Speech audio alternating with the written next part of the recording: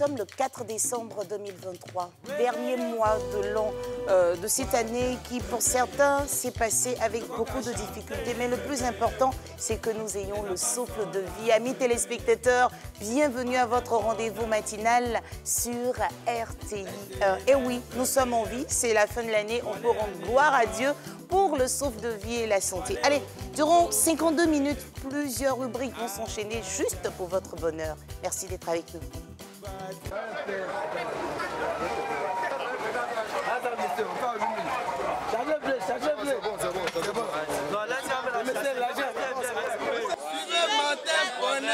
De 6h25 à 7h30 Mais on comprend vraiment leur joie, mes téléspectateurs. On est en décembre et puis les vendeurs de poulets, c'est la saison. Tout le monde va vouloir en prendre justement pour le réveillon de Noël ou la Saint-Sylvestre. En tout cas, c'est le mois de toutes les fêtes avant de tourner la page. Nous suivons Matin Bonheur de 6h du lundi. Mais qu'est-ce que j'ai ce matin? Du lundi au vendredi à partir de 6h25 GMT sur RTI 1. Et nous commençons tout de suite avec l'agenda qui sera suivi de la météo. Et juste après, on retrouvera la pétillante Carmel Dia pour le premier flash de l'information.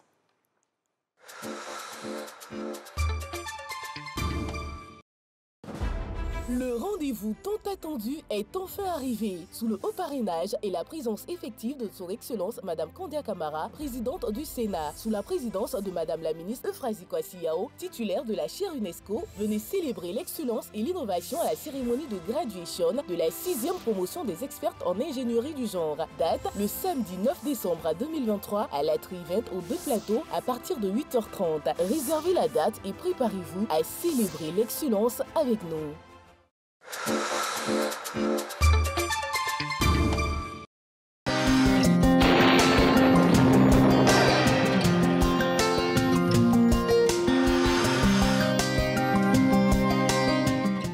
Bonjour madame, monsieur et bienvenue pour un autre point sur le temps. Et bien ce matin, quelques brouillards ou brumes humides seront observés tout le matin sur les zones du sud forestier, du sud-ouest et de l'ouest avant de faire place à un temps ensoleillé. Les autres régions du pays seront généralement ensoleillées.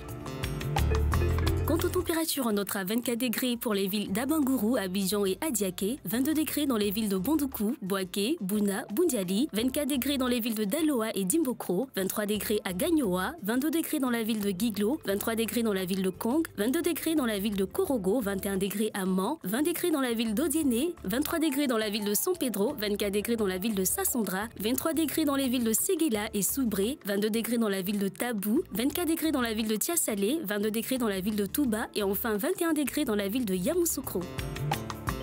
Au cours de l'après-midi, après un temps généralement ensoleillé sur les régions du sud, des passages nuageux accompagnés de pluie et d'orage seront présents en début ou en milieu de période, notamment sur le littoral et le sud forestier. Cette situation affectera l'ouest en fin d'après-midi. Les autres régions seront simplement nuageuses. Pour les variables de l'après-midi, on notera 33 degrés pour la ville d'Abangourou, 32 degrés pour les villes d'Abidjan et Adiaké, 34 degrés dans la ville de Bondoukou, 33 degrés dans la ville de Boaké, 34 degrés dans les villes de Bouna, Bundiali, Daloa et Dimbokro, 33 degrés dans la ville de Gagnoa, 32 degrés à Guiglo, 34 degrés dans la ville de Kong, 35 degrés à Korogo, 33 degrés à Mans, 35 degrés dans la ville d'Odiéné, 31 degrés dans les villes de San Pedro et Sassandra, 33 degrés à Séguéla, 32 degrés à Soubré, 30 degrés dans la ville de Tabou, 31 degrés à Tiasalé et enfin 33 degrés dans les villes de Touba et Yamoussoukro.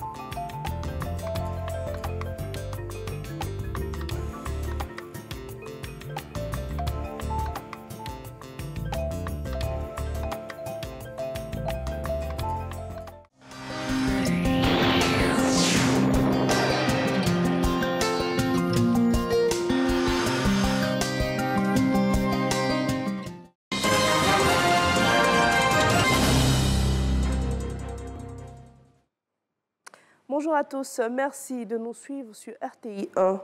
Le vice-président Tiemoko Melie Kone a regagné Abidjan hier dimanche. Il était à Dubaï où il représentait le président Alassane Ouattara à l'ouverture des travaux de la COP 28. Le vice-président a été accueilli à son retour par le Premier ministre Robert Begré-Mambé et des membres du gouvernement. Avant son retour en terre ivoirienne, le vice-président Tiemoko Melie Kone était au pavillon de la Côte d'Ivoire à Dubaï. C'était dans le cadre de la COP 28. Les acquis du programme, l'initiative d'Abidjan ont été présentés. Le vice-président a également reçu le rapport national sur le climat et le développement, produit par des experts ivoiriens et la Banque mondiale. Viviane Haïm. La Côte d'Ivoire s'est dotée d'un programme ambitieux pour lutter contre les effets négatifs des changements climatiques sur l'écosystème national, tout en favorisant le développement des productions vivrières grâce à l'adoption de pratiques agricoles innovantes et la mise en place de programmes de formation et de sensibilisation pour les agriculteurs. Cette initiative nationale, qui a vu le jour à l'occasion de la COP 15 à Abidjan en 2022, est baptisée Abidjan Legacy Programme. Ce programme national a été présenté au cours de la COP 28 à Dubaï en présence du vice-président de la République, Kone Tiemoko Melie. Sur un montant total de 1,5 milliard de dollars que nous avons demandé donc, le 9 mai 2022, nous avons obtenu l'année d'après l'équivalent de 2,5 milliards de dollars, 1700 et quelques milliards de francs CFA. Cette somme-là est disponible à hauteur de 80-85% à peu près dans les ministères sectoriels, avec la plus grande partie au niveau du ministère de l'Agriculture et ensuite le ministère des Eaux et Forêts. C'est 80% des 2,5 milliards sont en ce moment en train d'être dépensés dans le cadre de la mise en œuvre de 127 projets dans plusieurs ministères à différentes étapes de mise en œuvre et dans différents secteurs tels que la lutte contre la déforestation, la restauration et la réhabilitation des écosystèmes terrestres, des écosystèmes aquatiques. Abidjan Legacy Programme bénéficie du soutien de la Banque mondiale.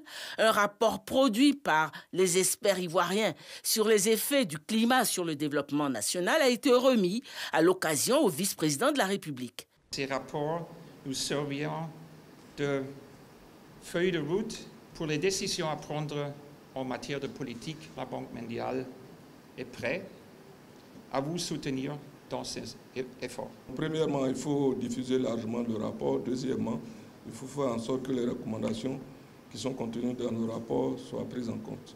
Il nous recommande de commencer à agir sans attendre.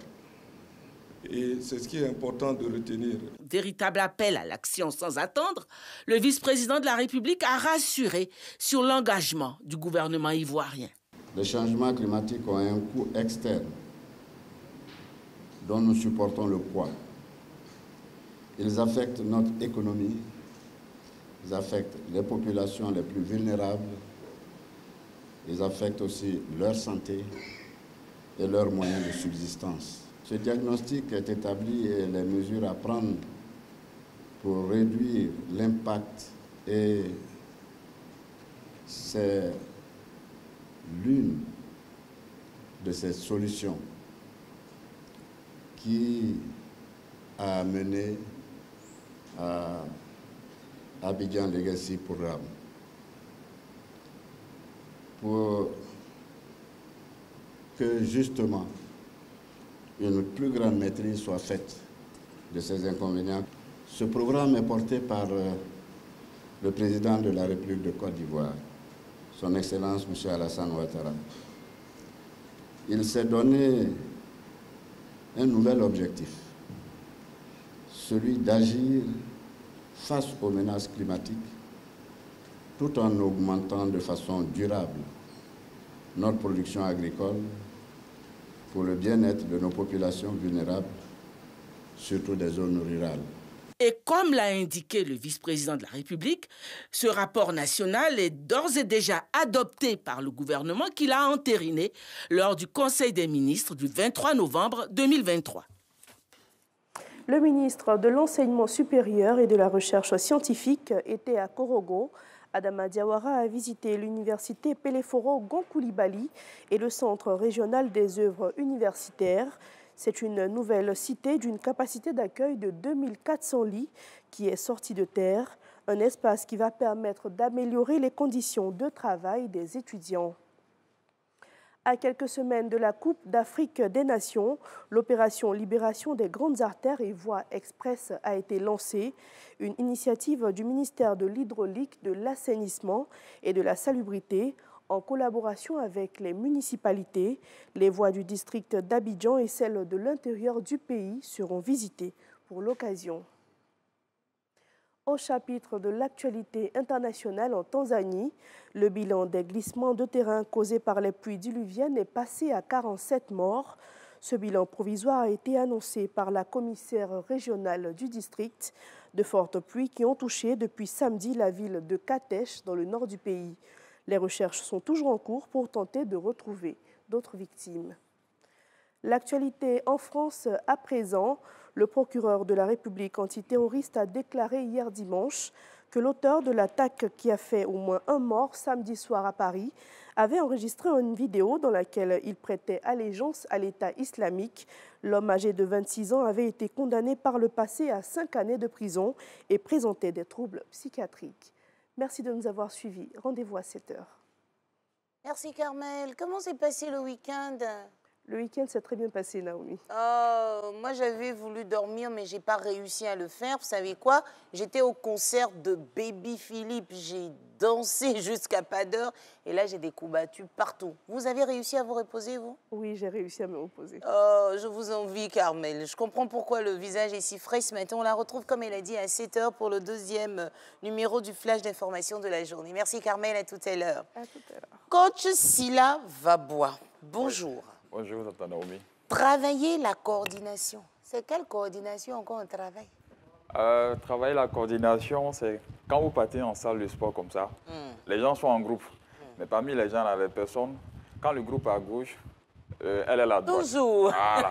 Donc avec la corde à sauter, on va essayer de pallier à ce problème. Sérieux? Sérieux. On peut le faire avec la corde à sauter? On peut le faire avec la corde à sauter. Ben, le lundi commence difficilement. Hein. Si on n'a pas bien dormi comme moi le week-end, le lundi commence difficilement. C'est pas trop... rude pour le début de semaine? Pas vraiment. Parce vrai. que aussi, on peut aller aussi sans la corde si on veut. C'est-à-dire c'est de suivre seulement le mouvement qu'on fait. Mais la corde vient apporter une précision, n'est-ce pas, au mouvement. Oui, parce qu'avec la corde, il y a une forme de tempo à ça à suivre et tout. Ça marche. Merci beaucoup. Et puis nous, on prend plaisir à suivre vos mouvements. C'est parti pour Fitness. Merci beaucoup.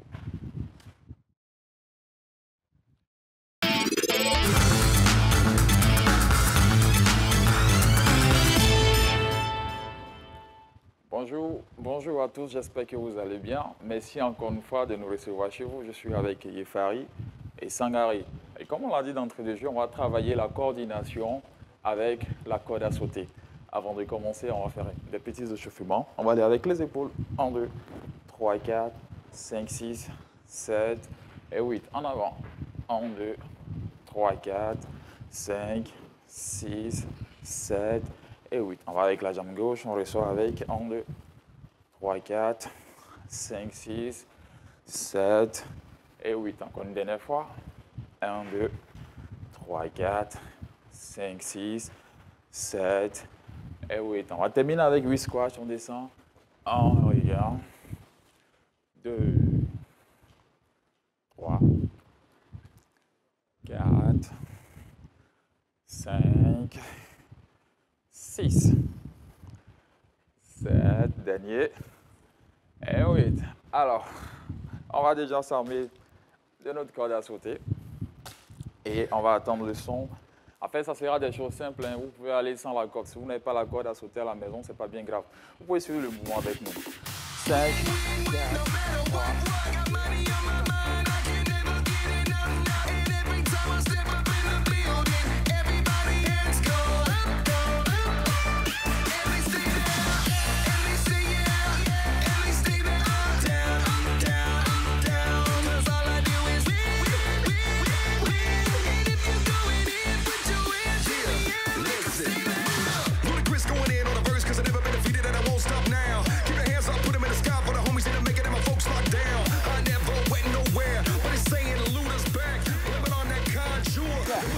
On va aller une fois, deux fois, une fois,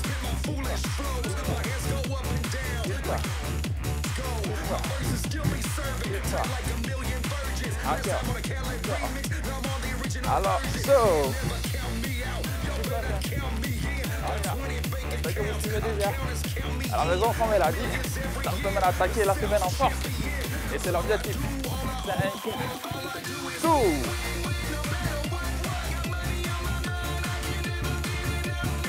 Encore.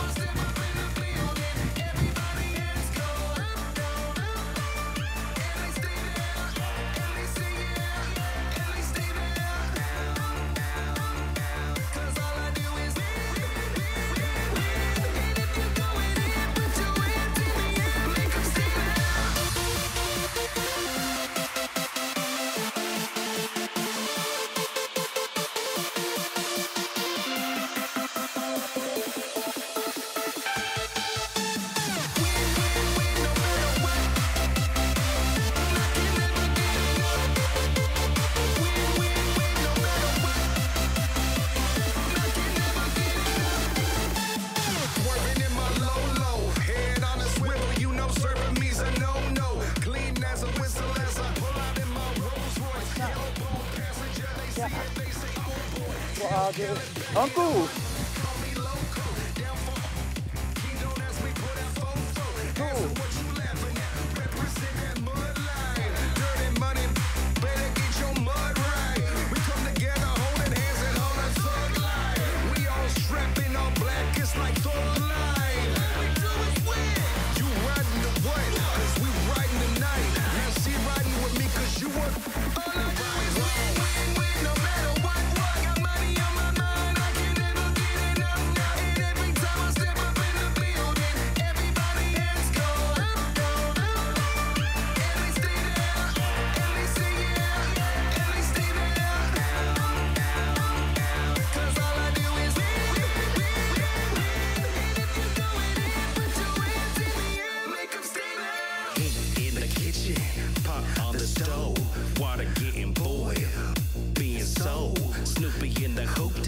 System overload. I've been running this rap game since I was 20 years old. Hung with the worst of them. Bust till I bust them up. Blow some up, toast them up. Hard away, post them up.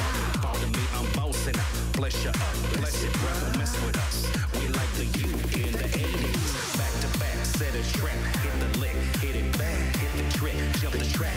And want my money back. Time and time again. Well, I'm sipping on this gin. Al Davis said it best. Just win, baby, win.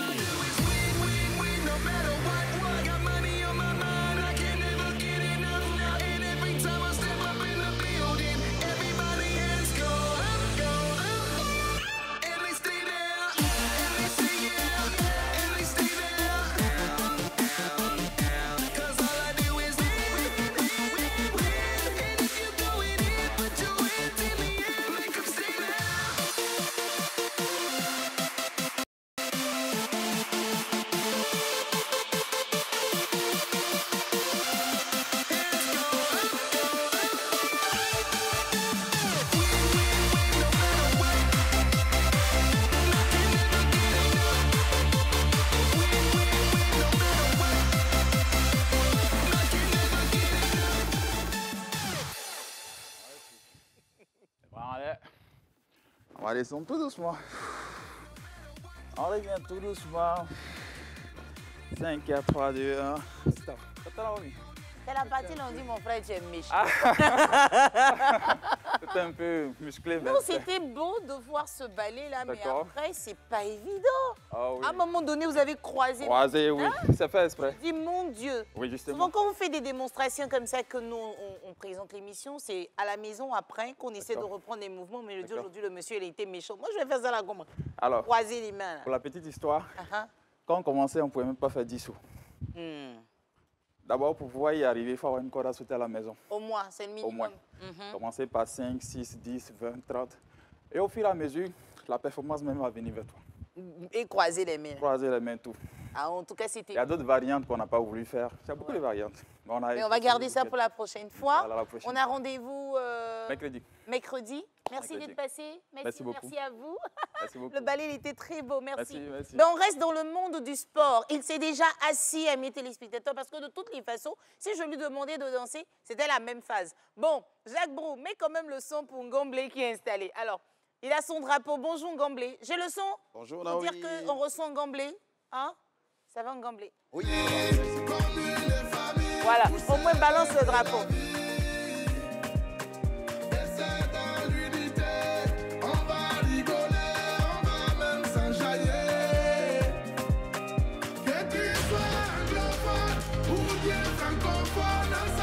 Vive la Côte d'Ivoire, vive la CAN 2023. La CAN, c'est chez nous.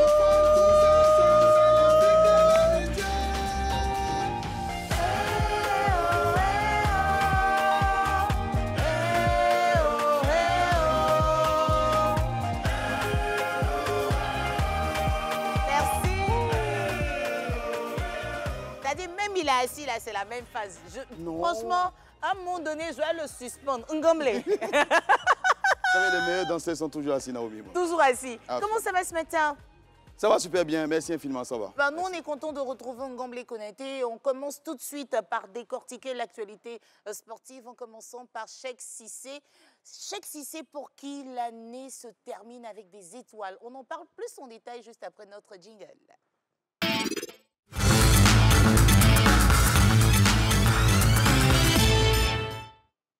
Ngamblé, Cheikh Cissé Salah.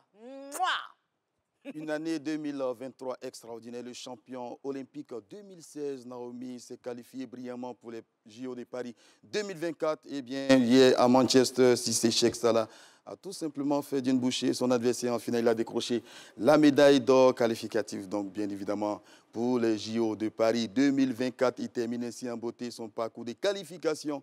Cissé Cheikh Salah tentera l'année prochaine, je vais dire en 2024, de décrocher pourquoi pas une seconde médaille olympique pour la Côte d'Ivoire, lui qui a tout gagné en 2023. Naomi, vous l'avez si bien précisé tout à l'heure, il était champion du monde, il a remporté également plusieurs compétitions à travers l'Europe et même le monde entier.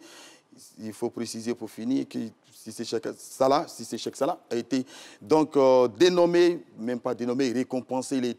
Son mérite a été reconnu. C'est lui qui a été finalement fait sportif de l'année 2023. Ben, il s'est marié en 2023 ou en 2022? Oui, il s'est marié en 2022 ou 2023, il ne sait plus. Bon, ben, en tout cas, moi, je veux saluer son épouse ce matin. Merci à Jacques Brault qui me rappelle que c'est en 2022 qu'il s'est marié. Qui lui porte chance alors?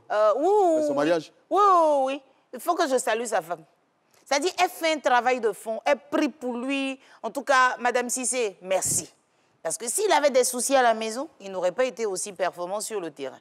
N'est-ce pas? Et c'est pourquoi nos parents disent, avant de te marier, il ne faut pas écouter dougou-dougou, c'est-à-dire il ne faut pas écouter les battements de ton cœur. Il faut calculer les paramètres. Très bien. Il y a des femmes qui portent bonheur. Par contre, il y en a, bon, je n'ai rien dit, mais en tout cas, Madame Cissé, merci beaucoup. Alors, football à présent. L'ASEC Mimosas s'est imposé à domicile dans le cadre de la deuxième journée de la Ligue des Champions. Mais avant de parler de l'ASEC, attends, Africain, on est leader quelque part, non? Oui, l'Africain est leader depuis hier, après leur victoire 2-0 face à OFC Adiaké. L'Africain est leader de la poule A. Merci, au moins tu as dit ça. Et on parle donc de la Ligue des Champions, qui est quand même, on va dire, la compétition la plus importante sur le continent africain, parlant de football, bien évidemment. Et l'ASEC Mimosas s'est imposé 1-0 face au Wydad Athletic Club de Casablanca. L'unique but de la partie a été inscrit par Karamoko Sankara, entré en cours de jeu avec cette victoire.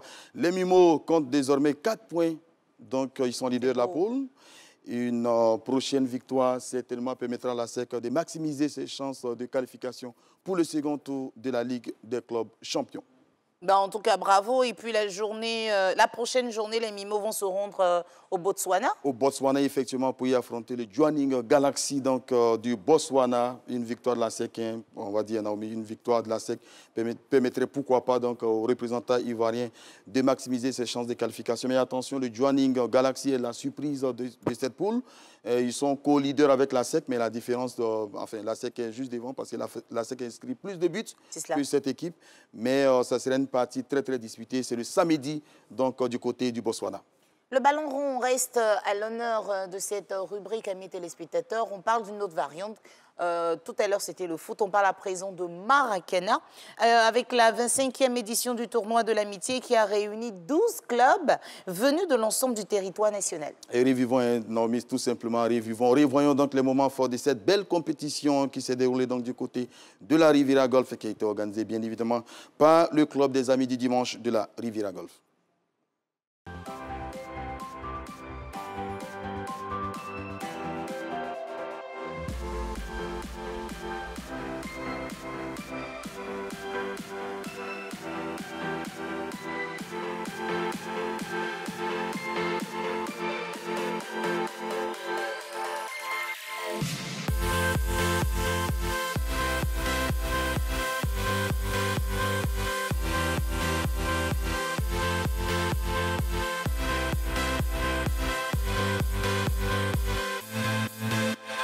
belle formation de Korogo. Korogo a visé le mythe des quarts de finale. Nous comptons 6 703 000 maracaniers occasionnels et aujourd'hui près de 50 000 licenciés.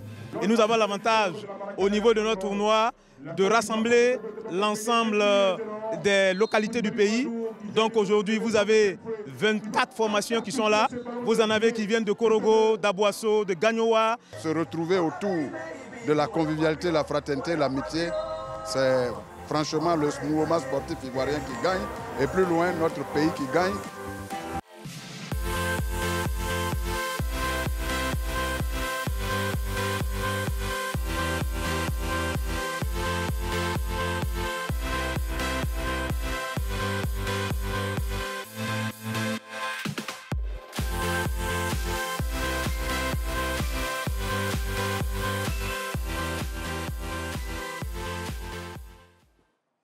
C'était une très belle compétition, mais j'ai une question aujourd'hui, Ngomblé. C'est quoi l'esprit CFA dont on parle justement souvent au Maracana? Oui, c'est de l'argent? Non, c'est pas de l'argent. C'est l'identité du Maracana. CFA veut dire convivialité, fraternité, amitié. Donc, ce sont les valeurs fondamentales du Maracana. Quand on joue au Maracana, il y a un trophée pour le vainqueur. Il y a un trophée également CFA qui récompense l'équipe fair play. Il faut gagner, mais avec la manière. On peut ne pas gagner, mais avoir fait preuve de fair play sur le terrain et tout. Parce que le Maracana fait la promotion de la cohésion, de la fraternité, de l'amitié. Cohésion, fraternité, amitié, CFA. Ok, moi j'avais pensé au sous, mais bon, d'accord, l'argent, ça sera pour une autre fois. Convivialité, fraternité, amitié. Là, c'est terminé, hein, pour le résumé de ce qui s'est passé justement dans le monde du sport. On arrive à notre petite rubrique Info de Cannes. Et pour ce lundi, on a décidé d'arriver à Bouaké. Arriver à Bouaké, et on va se tenir debout, bien évidemment. Ben voilà, le contraire m'aurait étonné. Ce monsieur, il veut qu'on fasse du sport à chaque fois. L'occasion pour moi de bouger un peu. Alors, si on arrive à bouger ce matin, c'est justement parce que nous sommes en bonne santé. Et parce que nous sommes en bonne santé, on est reconnaissant, mais on veut avoir un souvenir pour toutes ces personnes qui ne se portent pas bien. Aujourd'hui, nous portons le pagne qui nous a été apporté par le Fonds national de soutien contre la lutte, pour la lutte contre le sida, voilà. Et juste pour dire à tous ceux qui souffrent de cette maladie que nous les aimons, que nous sommes de tout cœur avec eux et nous voulons justement inviter les populations à se rappeler de soutenir justement ceux qui souffrent du sida. Le sida, ce n'est pas une fatalité, on vit avec, on se soigne, on prend ses médicaments et puis tout se passe pour le mieux. Ngomblé, merci de nous avoir permis. Merci de me passer la balle, merci de nous avoir permis de faire un clin d'œil justement à tous ceux qui souffrent du sida. Forcément, dans notre entourage, on a une connaissance, on a quelqu'un justement qui souffre de cela. Il ne faudrait pas les rejeter, les abandonner. Alors, j'ai la balle parce qu'on se retrouve à Bouaké. En 4 étapes. En 4 étapes. Le magnifique stade de la paix de Bouaké, la première information, Naomi, c'est que ce magnifique stade est dédié à la paix.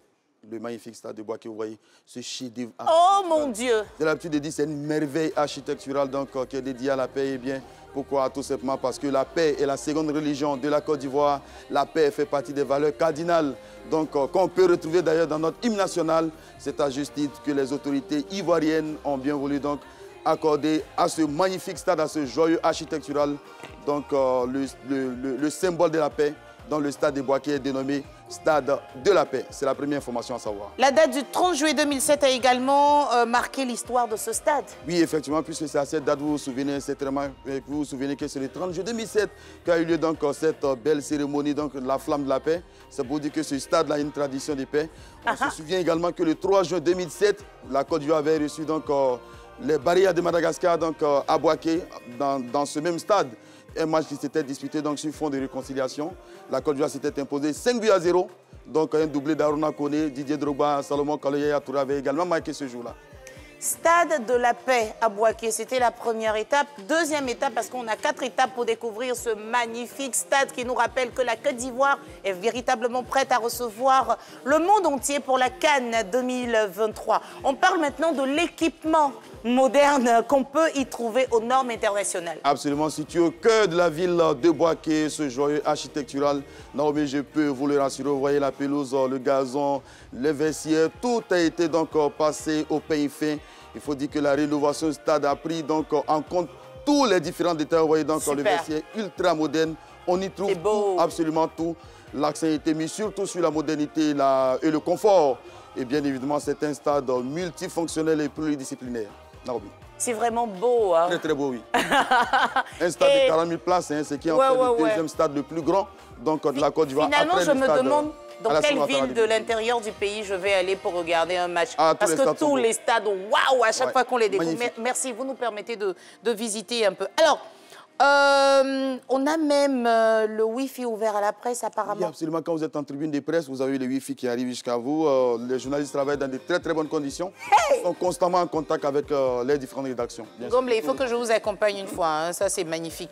Et puis, c'est en 2018 quand même que les travaux de ce stade ont été lancés. Oui, absolument. Ça fait 5 ans. Préciser, ça fait 5 ans. Il faut préciser que ce stade a été construit en 1984 à l'occasion de la Coupe d'Afrique des Nations que la Côte d'Ivoire recevait. Il a été rénové en 2007. Et on va dire le plus grand chantier de rénovation a été lancé donc en 2018, vous avez raison. Et il a surtout permis d'agrandir la capacité d'accueil de ce magnifique stade qui est passé à 40 000 places, ce qui en fait le deuxième stade le plus grand donc, de la Côte d'Ivoire, après bien évidemment le stade Alassane Ouattara de Bimpe qui fait 60 000 places. C'est trop magnifique, Ngomblé. Maintenant, juste à côté, il faut retenir qu'on a des terrains d'entraînement. Effectivement, on a 4 terrains d'entraînement à l'image des 4 équipes qui vont évoluer donc, à Boaké. Vous avez donc chaque équipe aura son terrain. Aura son terrain d'entraînement. Vous avez donc le lycée classique de Boaké. Vous avez bienvenue le lycée technique à de Boaké. Boaké. Vous avez le centre technique de Boaké. Vous avez l'ancien stade de Boaké. Ça fait 4 terrains d'entraînement pour les 4 équipes qui vont évoluer donc à Boaké. Alors, dans ce magnifique stade, on va accueillir le groupe D de la CAN 2023. Effectivement, une poule D dans laquelle donc, on retrouve d'abord nos voisins, donc les étalons du Burkina Faso. Voilà, les étalons du Burkina Faso qui étaient finalistes en 2013. Nous avons également l'Algérie, double tenant du titre, 1990-2019. Vous y trouvez également donc, les Mourabitounes de Mauritanie. Oui, les Mourabitounes de Mauritanie, bien également dans cette poule. La fête va débuter officiellement. Ah, vous avez déjà commencé. La fête va débuter officiellement du côté donc, du stade de la Paix de Boaké le 15 janvier avec bien évidemment l'opposition Angola. L'Angola va affronter dans l'Algérie, suivi de Burkina Faso, Mauritanie. On aura 9 rencontres au total au stade de la Paix de Boaké, 6 matchs de poule, un 8e de finale, un quart de finale et une demi-finale qui est prévue donc le 7 février 2024. On peut dire que Boaké est prêt. Absolument. Avec à sa tête le capitaine, le ministre maire Amadou Koné. On va se donner rendez-vous là-bas justement pour la poule D afin de suivre les différents matchs. Maintenant, Ngomblé, vous savez, je suis debout. C'est quiz de Cannes. Voilà, quiz de Cannes. Si vous avez bien...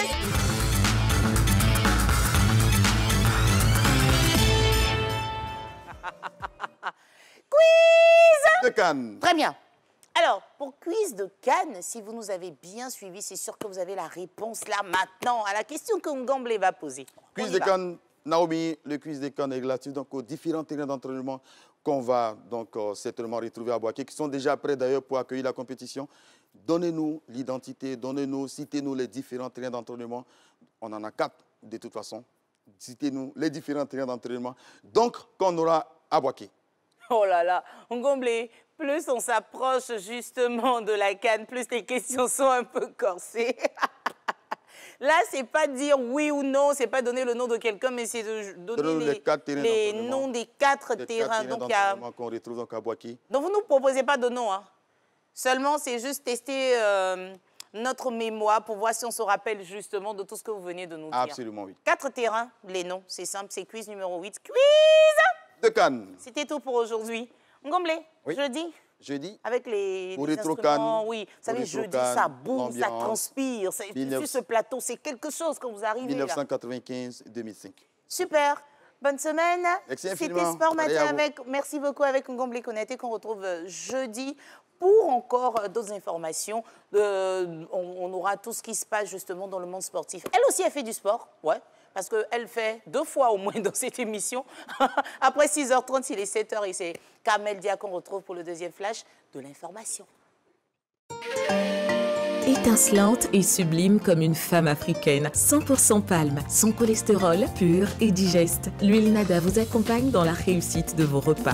Quand on souhaite faire plaisir à ceux qu'on aime et surtout leur procurer du bien-être, on fait le choix de l'huile Nada, riche en vitamine E et enrichie en vitamine A. L'huile Nada vous fera basculer dans un univers agréable en révélant l'excellent arôme de vos grillades et fritures. Nada, savourez les plats de chez vous.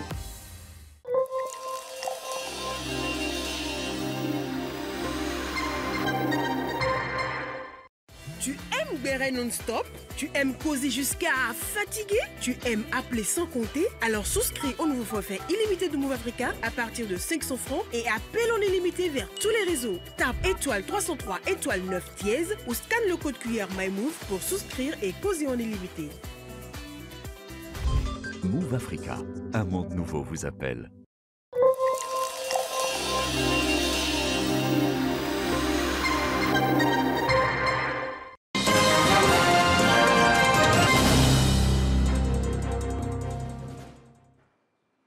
Bonjour à tous, on le disait tout à l'heure, en prélude à la Coupe d'Afrique des Nations de football qui se jouera en Côte d'Ivoire, le ministère de l'Hydraulique, de l'Assainissement et de la Salubrité a lancé l'opération Libération des grandes artères et voies express dans le district d'Abidjan et à l'intérieur du pays.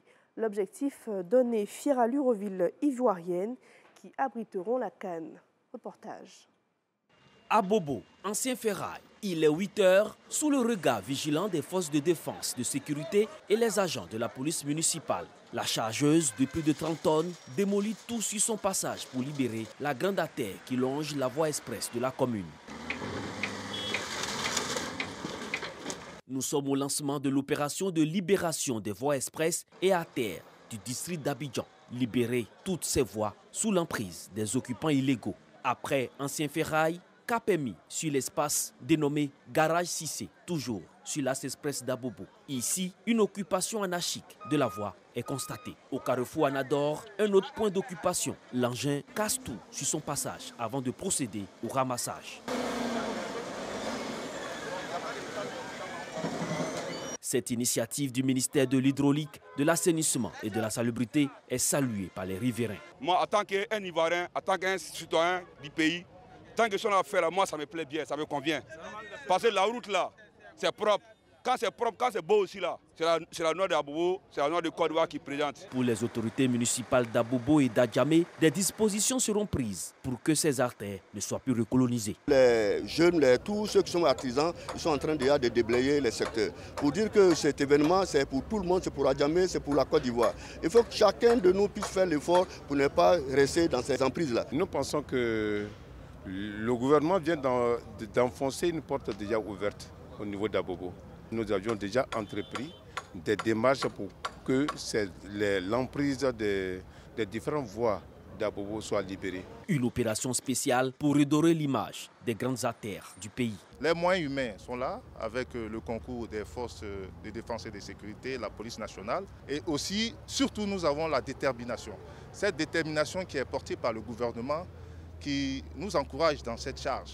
Parce que vraiment, il faut redonner fière allure à nos communes. Pour l'opération, nous avons envisagé un volet sécurisation. Certes, nous allons les dégager, mais après, il va se suivre, n'est-ce pas, une équipe de veille pour ne plus que les sites soient recolonisés. Cette action de déguerpissement va se poursuivre sur toute l'étendue du territoire national et en particulier dans les villes qui abriteront la Coupe d'Afrique des Nations.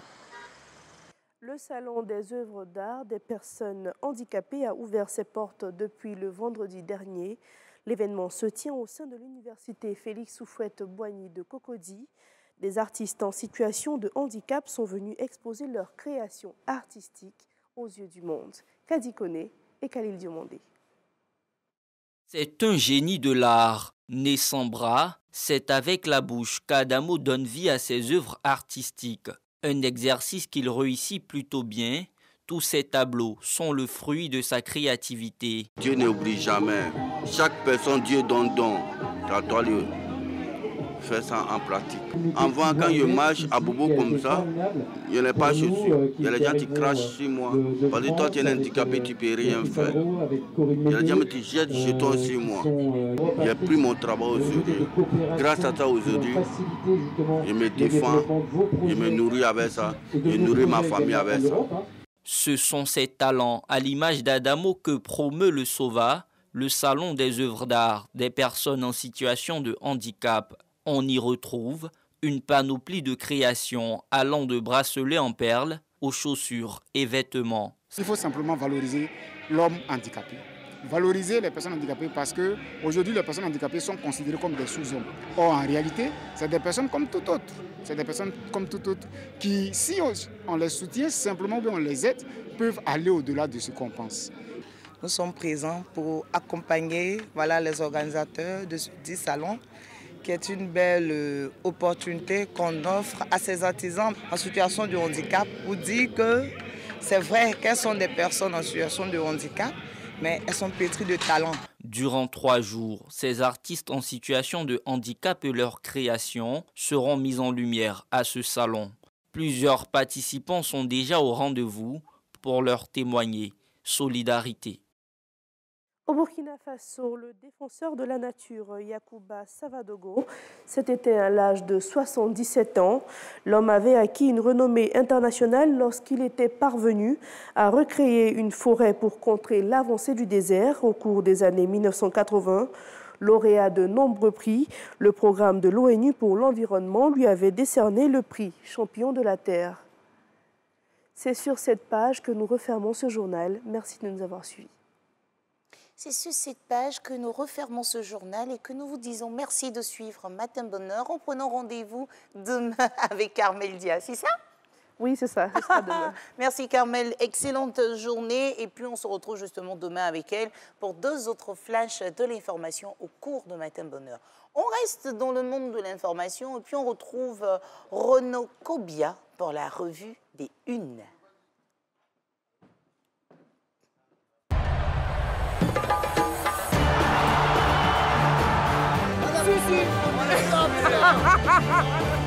La CAN vous appartient. C'est maintenant. C'est l'hospitalité ivoirienne qui sera mise en exergue.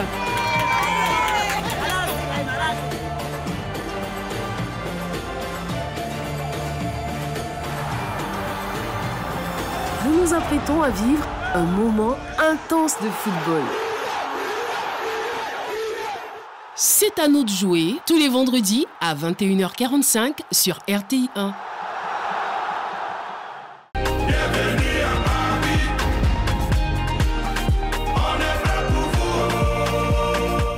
RTI, diffuseur officiel et exclusif de la CAN Total Énergie 2023. Communiqué de la Haute Autorité de la Communication Audiovisuelle relatif à l'exploitation sans autorisation de réseaux de distribution des services de radiodiffusion sonore et de télévision par câble, fibre optique, ADSL et tout réseau multimédia. Il a été donné à la Haute Autorité de la Communication Audiovisuelle, ACA, de constater la prolifération d'un phénomène dénommé canal araignée. La ACA rappelle aux populations que cette pratique, consistant à diffuser et distribuer les chaînes des bouquets des opérateurs autorisés, est illégale. L'autorisation de fournir un service de radiodiffusion par câble, satellite, ADSL, fibre optique et tout réseau multimédia est accordée par la ACA et matérialisée par une convention assortie d'un cahier des charges. Ainsi, l'exercice de cette activité sans autorisation préalable de la ACA est passible d'une peine d'emprisonnement de 2 à 5 ans et d'une amende de 5 millions à 20 millions de francs CFA ou de l'une de ces 2 peines seulement. La ACA informe que lors des missions de contrôle inopinées, ses agents assermentés peuvent procéder à la saisie et ou à la mise sous scellé des équipements utilisés pour la distribution frauduleuse des chaînes. La ACA invite les populations à souscrire un abonnement exclusivement auprès des distributeurs autorisés par elle et d'en profiter en toute légalité.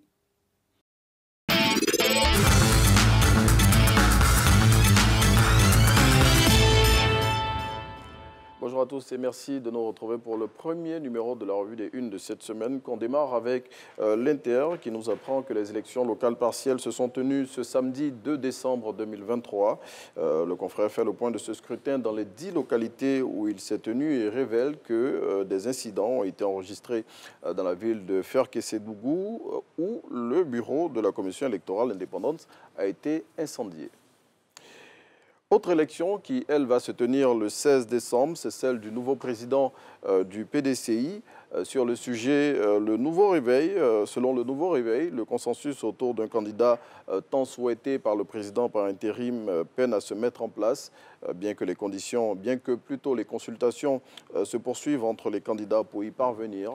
Le confrère note qu'il subsiste encore des inconnus autour de la question. L'Expression fait le bilan des actions posées par le Premier ministre Robert Begré-Mambé 50 jours après son arrivée à la primature. Selon le confrère, en peu de temps, le chef du gouvernement a obtenu des avancées considérables sur des projets d'infrastructures qui étaient à la traîne. Et puis, à quelques jours de la commémoration du 30e anniversaire de décès de Félix Houphouët-Boigny, Fraternité Matin a réalisé un reportage dans le village natal du premier président de notre pays. À travers ce papier, le confrère nous conduit à Ngokro, là où tout a commencé pour le père fondateur de la Côte d'Ivoire moderne. C'est ici qu'on s'arrête pour ce premier numéro de la revue des Unes de cette semaine. C'est vrai qu'on s'arrête pour la revue des Unes, mais une autre page va s'ouvrir dans quelques instants pour Instant Vérité. Renaud, de quoi on parle aujourd'hui à Instant Vérité? Eh bien, aujourd'hui, on va s'intéresser à la montée du populisme un peu partout dans le monde et particulièrement en Afrique. Très bien. L'invité, c'est Monsieur Magloire Ndei, il est le chargé de programme de la Fondation Friedrich Naumann pour le bureau d'Abidjan. Super, on a annoncé le thème ainsi que l'invité. Ce sera juste après le challenge matinal.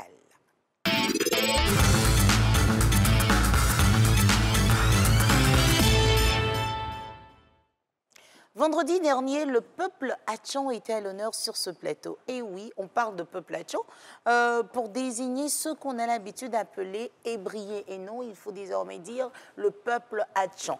Dites-nous, s'il vous plaît, le nom de la recette qui a été proposée pour le grand petit-déj. C'était la question qui avait été posée. Merci de participer justement au challenge matinal. Vous avez été nombreux justement à participer. La question, c'était justement la recette. Il fallait donner le nom de la recette proposée. Et le nom, c'était Intendou Choroba, ou bien appelé aussi la sauce Choroba. Voilà.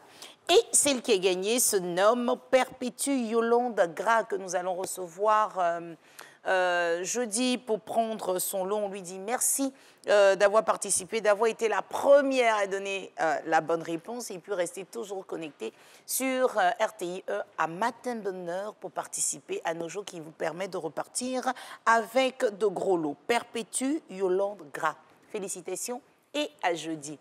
Nous avons notre invité d'Instant Vérité qui est bien installé avec Renaud Kobia pour nous dire toutes les vérités. À tout de suite. Communiqué de la Haute Autorité de la Communication Audiovisuelle relatif à l'exploitation sans autorisation de réseaux de distribution des services de radiodiffusion sonore et de télévision par câble, fibre optique, ADSL et tout réseau multimédia. Il a été donné à la Haute Autorité de la Communication Audiovisuelle, ACA, de constater la prolifération d'un phénomène dénommé canal araignée. La ACA rappelle aux populations que cette pratique, consistant à diffuser et distribuer les chaînes des bouquets des opérateurs autorisés, est illégale.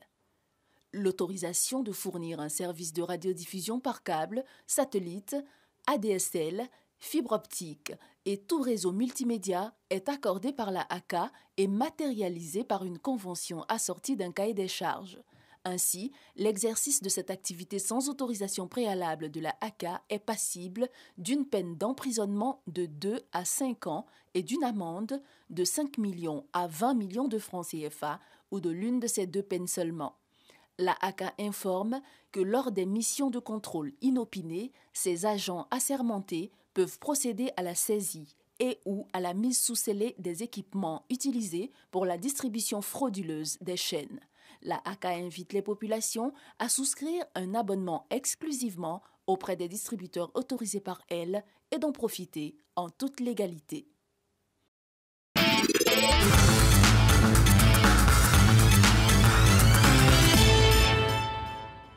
Voilà, merci de nous retrouver pour Instant Vérité qui aujourd'hui s'intéresse à la question du populisme qui un peu partout dans le monde menace la démocratie libérale. Eh bien, comment expliquer cette vague qui déstabilise les démocraties du monde entier et surtout que faire pour inverser la tendance? Eh bien, pour en parler, Instant Vérité reçoit aujourd'hui Magloire Ndei, chargé de programme pour le bureau d'Abidjan de la fondation allemande Friedrich Naumann. Bonjour, M. Ndei. Bonjour, Renaud. Merci de répondre à notre invitation et chaque fois que nous vous sollicitons. Dites-nous, est-ce qu'on peut dire que, justement, d'abord, comment expliquer cette vague populiste qui est en train d'envahir le monde entier? D'accord. Peut-être avant d'expliquer même la vague de populisme, il faut, dans une approche pédagogique, pour qu'on comprenne c'est quoi le populisme. Oui. Le populisme est une théorie politique qui, aujourd'hui, on peut la qualifier d'une idéologie politique qui est fondée sur la critique systématique du système de gouvernance, des représentants et surtout d'une stigmatisation des élites.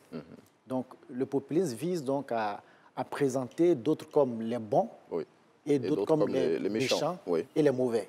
C'est une approche très dangereuse puisque nous sommes, si nous voulons dans une démocratie, la démocratie se veut plurielle. Donc, toutes les divergences, toutes les contradictions pourraient s'exprimer, alors que le populisme rejette systématiquement cette approche. Donc, aujourd'hui, nous voyons dans le monde, un peu partout sur le continent aussi africain, cette vague, cette tendance qui veut que nous puissions voir les autres comme ceux qui nous envahissent, ceux qui sont méchants, ceux qui viennent prennent ce qui est à nous. Donc cette approche est très, très dangereuse et menace véritablement la démocratie, comme je l'ai dit, qui se veut plurielle.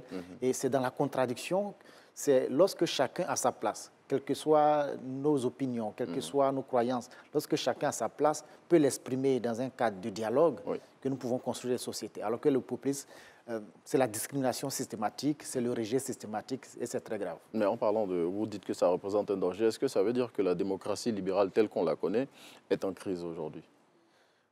Oui, on peut le dire, elle est en crise. C'est pourquoi je pense que toute idée, tout courant de pensée est appelé à s'adapter aussi, à prendre en compte les contingences, le contexte. Donc la démocratie, qui pour moi, quand nous regardons les trois grands systèmes politiques qui puissent exister, donc la démocratie, l'oligarchie, la dictature, je pense que quelqu'un l'a dit, c'est le moindre mal. C'est le moindre mal que nous pouvons accepter, mais il faut qu'il y ait des accommodements, des ajustements à faire. De plus en plus, les citoyens ont comme l'impression que tout leur échappe, qu'il y a un petit groupe, on tombe véritablement de plus en plus dans une oligarchie, donc un petit groupe qui s'accapare le pouvoir, qui ne consultent pas, qui ne dialoguent pas, qui pensent qu'ils ont la science infuse pour décider à la place du peuple. Je pense que ce sont ces dérives qui menacent la démocratie aussi qu'il va falloir corriger. Donc la démocratie en elle-même est une bonne chose, mais qui de plus en plus est accaparée par certains qu'il faut corriger. Mais dans certains cas, vous avez parlé de l'oligarchie, mais aujourd'hui, l'une des raisons de la montée de ce courant populiste, là, surtout dans certains pays européens, c'est l'immigration massive qui les touche et qui est exploitée à souhait par certaines élites politiques.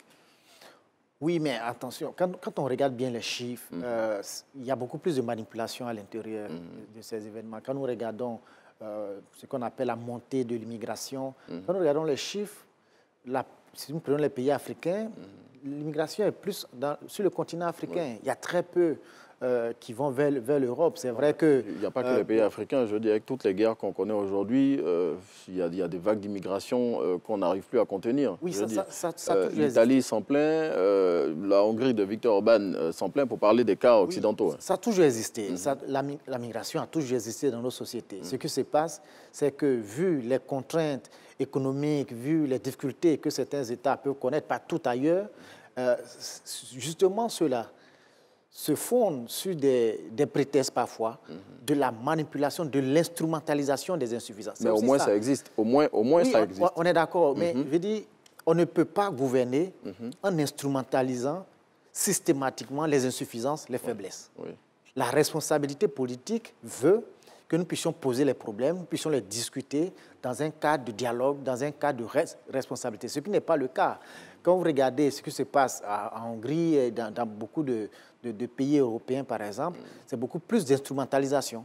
On joue sur la peur, on joue sur les inquiétudes, et pour qu'on s'arroge en griffe le rôle du défenseur du peuple. Je pense que c'est une approche qui ne fonctionne pas. Et on le voit, même quand ils viennent au pouvoir de cette approche, ça ne fonctionne pas. Parce que la gouvernance, c'est tout autre chose. En Hongrie, depuis 2010, Viktor Orban est au pouvoir, il y est depuis toujours. Donc si on dit que ça ne fonctionne pas, dans son cas, on ne peut pas dire que ça ne marche pas. Non, je veux dire, au fond, parce que par derrière, quand vous regardez, il y a beaucoup plus aussi de restrictions de liberté. Donc, il y a beaucoup plus de restrictions de liberté, on prend le pouvoir, on fait peur à tout le monde, ceux qui ne sont pas d'accord, on essaie de restreindre les libertés. Ça aussi, il y a ces insuffisances et plus tard, ça va craquer. L'histoire a montré que en instrumentalisant et en créant la peur comme moyen de maîtrise de la société, ça craque toujours. Bon. En tout cas, intéressons-nous à ce qui se passe en Afrique, et particulièrement dans notre sous-région. Bon, il y a eu 4 coups d'État. On ne va pas ajouter toutes les tentatives avortées et tout ce qui a été déjoué aussi. Est-ce que ce qui se passe dans ces pays peut être assimilé à du populisme? Parce que ces pays-là vivent pratiquement en autarcie aujourd'hui. Oui. Bon, alors, quand on regarde ce qui se passe un peu dans notre région, d'abord, il faut comprendre certaines aspirations. Les peuples, comme je l'ai dit tantôt, ont l'impression que tout leur échappe. Qu'un petit groupe a le pouvoir, mais ça reste en autarcie. Il reste en autarcie dans la gouvernance. Donc, les populations cherchent des alternatives. Parce qu'elles n'ont pas suffisamment... Est-ce que les coups d'État sont des alternatives? Non, je viens, parce qu'elles n'ont pas suffisamment d'espace d'expression. Et malheureusement, certains aventuriers leur offrent des options qui ne sont pas aussi efficaces. Les coups d'État ne sont pas des réponses à cette forme de gouvernance. Donc, il faut que de part et d'autre, il y ait une prise de conscience que la démocratie implique 2 choses. Qu'il y ait plusieurs acteurs. Donc, la démocratie veut qu'il y ait plusieurs acteurs qui soient divergents. 2, la démocratie nous impose la discussion, nous impose le dialogue. Dès cet instant, si nous créons cet environnement, les choses iront beaucoup plus mieux. Sinon, nous laissons la voie, nous créons des pistes brèches, pour que effectivement, ces aventuriers se saisissent. Donc, ce qui se passe, effectivement, certains ont saisi, j'allais dire, cette balle au bond et essaient de créer la peur, de dire, si nous ne faisons pas comme ceci, si nous ne faisons pas ceci, il ne va pas avoir la paix, il ne va pas avoir la sécurité, ainsi de suite. Mais nous constatons que c'est plus difficile que cela. Parce qu'en fin de compte, on voit les emprisonnements. Ceux qui sont contre cette façon de faire, qui ne peuvent même pas exprimer des opinions contradictoires. Je sais pas, c'est là aussi le danger, que quelque part, ils n'ont pas résolu effectivement le problème. Si certains se plaignaient qu'ils n'avaient pas de cas d'expression, et que maintenant vous prenez le pouvoir par les armes, vous empêchez d'autres de s'exprimer, parce que fondamentalement, rien n'a changé. Oui, justement. Et justement, vous l'avez évoqué au début de vos propos, je veux dire, quand on ne crée pas le cadre d'expression, quand on ne crée pas les moyens d'avoir une alternative tranquille, si on peut le dire ainsi, c'est la porte ouverte à tous ces aventuriers. Et aujourd'hui, ce qu'on constate, c'est que ces pays-là, je l'ai dit, vivent en autarcie et on développe des discours populistes dans ces pays. C'est très, très dangereux. Je pense, pour ma part, que si nous prenons le cas de l'Europe ou l'Occident en général, c'est vrai qu'il y a à renégocier, à repenser notre coopération avec l'Europe. Il n'y a rien à dire sur toutes les questions, que ce soit l'économie, que ce soit la politique, les droits de l'homme. Toutes ces questions méritent d'être discutées. Je suis d'accord. Seulement, il faut que le cadre soit apaisé. Ce ne sont pas dans les invectives, ce ne sont pas dans les menaces que nous pouvons négocier.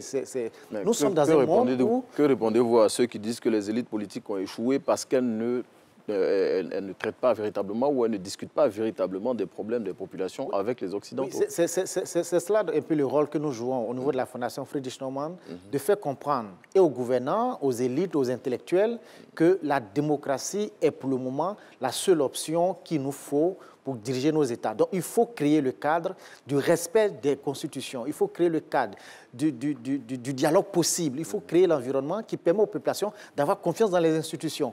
Si nous ne le faisons pas, nous laissons la porte ouverte aux aventuriers et c'est dangereux. Est-ce que la démocratie telle qu'elle est pratiquée en Occident, qu'on veut implémenter ici, qui ne marche pas toujours, est-ce qu'on ne devrait pas la mettre à la sauce africaine pour mieux l'implémenter? Ma position est toujours que la démocratie est d'abord universelle. Il n'y a pas de démocratie à l'africaine, démocratie à l'occidentale. La démocratie universelle, c'est un principe qui veut que le pouvoir soit exercé par le peuple. Après, comment, de manière opérationnelle, cet exercice se fait, c'est bien sûr au regard de nos cultures, au regard de nos croyances. Qui sont parce que c'est à partir de la culture des Occidentaux. Si vous regardez même en Afrique, nous avons ce qu'on appelle l'arbre à palabre. L'arbre à palabre ne fait pas dire c'est là que nous faisons la palabre. C'est-à-dire que c'est là que nous discutons. C'est l'arbre à parole.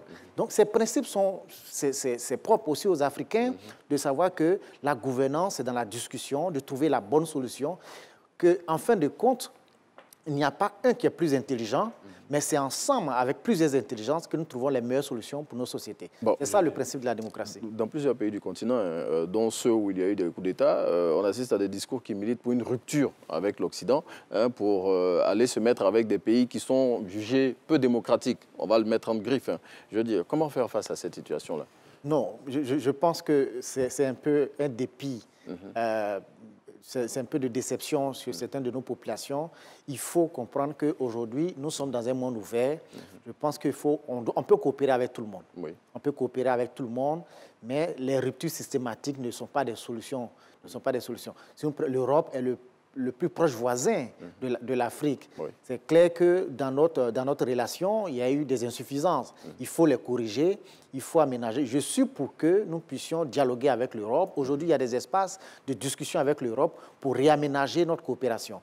Cela n'empêche pas, bien sûr, de coopérer avec d'autres États. Moi, je pense que de plus en plus, nous allons vers cette ouverture, ce monde multipolaire, multilatéralisme, que nous encourageons justement dans une coopération plus ouverte, mais respectueuse de nos intérêts, bien sûr. En quelques mots, comment lutter contre le populisme, au final? Alors, pour lutter contre le populisme, il va falloir créer les cadres, de la participation transparente des populations. 2, il va falloir respecter nos lois, nos institutions, nos constitutions, pour que le peuple n'ait pas l'impression d'être trompé, d'être écarté. 3, il va falloir éduquer les populations, éduquer les intellectuels, éduquer même les partis politiques, les leaders politiques, pour qu'en fin de compte, nous comprenions que nous avons tous intérêt à jouer le jeu de la transparence dans la gestion de la cité. Voilà, et c'est sur ces mots de M. Magloire Ndéhi, je le rappelle, un chargé de programme de la Fondation Friedrich Naumann pour le bureau d'Abidjan, que nous allons refermer ce numéro d'Instant Vérité, dans lequel on s'intéressait à comment sauver la démocratie face à la poussée du populisme un peu partout dans le monde. Merci de nous avoir suivis. On vous laisse en compagnie de Naomi Amoussou-Alafé. Merci Renaud Cobien, c'est avec grand plaisir qu'on va vous rejoindre donc pour terminer en beauté cette émission. Monsieur Ndéhi, bonjour. Bonjour madame. S'il vous plaît, faites-nous l'honneur de lire la citation matinale du jour. Merci. Il n'y a plus de courage, il y a plus de courage que de talent dans la plupart des réussites. Effectivement, on peut considérer que vous avez réussi comme plusieurs Ivoiriens, mais après, ce n'est pas intéressant de s'arrêter au succès. Il faut voir le chemin parcouru. Absolument. Et si je vous pose des questions sur votre vie, je suis sûre qu'il y a eu des étapes. Absolument. À un moment donné, vous avez eu envie de tout jeter pour dire stop, ça ne va plus. Donc, plus de courage, armez-vous de courage, amis téléspectateurs. Merci de nous avoir suivis. Et puis, n'oubliez pas, la CAN, c'est chez nous. À demain. De vos grillades et fritures, Nada, savourez les plats de chez vous.